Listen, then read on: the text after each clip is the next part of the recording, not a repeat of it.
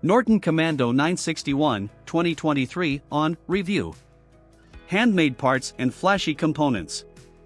Think Norton, think Commando. It's the brand's most famous model and arguably the defining British twin-cylinder classic, which is why it was the mainstay of Norton when it relaunched in 2009. However, the modern interpretation never quite hit its mark. Factor in all the other well-documented issues surrounding the British firm during the Stuart Garner era, and the Commando name lost some of its appeal. But now it's back. With huge investment from Indian owners TVS and a posh factory to play with, revitalised Norton have launched a re-engineered and revised Commando 961. With strict new quality processes in place, they hope the latest version makes the famous name desirable again. Ride quality and brakes. Norton have revised the frame. Oil for the dry sump engine is carried in a tank in the frame, near the steering head, and they discovered that there was a chance of cracks during their thorough testing of the inherited design.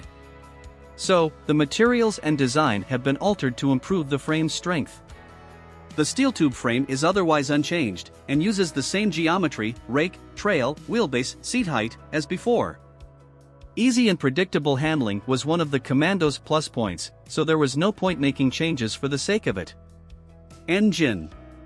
It's the same 961 cubic centimeters parallel twin as before, complete with pushrods, 2 valves per cylinder, air cooling and the other features expected of a traditional British motor. It looks the same, sounds the same, but makes a bit less claimed power, 77 brake horsepower at 7250 RPM, against the previous 80 brake horsepower. Reliability and build quality.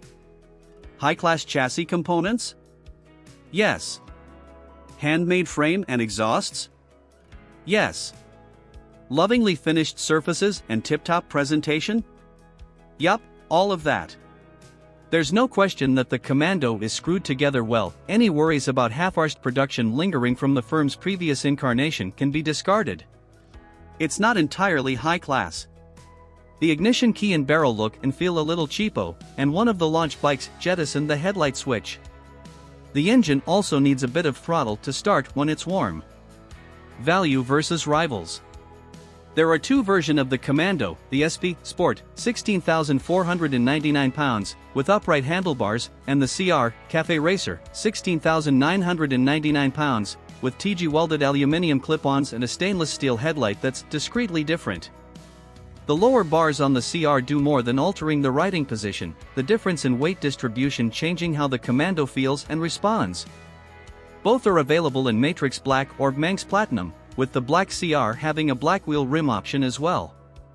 The engine isn't Euro 5 and so bikes go through individual vehicle approval, IVA, previously known as SVA.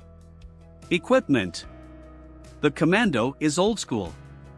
You get ABS and, well, that's it as far as modern technology and widgets go. Unlike rival bikes from Triumph and Moto Guzzi which feature modes, traction control, connectivity and more, the Commando keeps things old school. A small digital panel in the twin analog dials gives the option of odometer, trip, time or battery voltage. You'll have to recharge your smartphone somewhere else.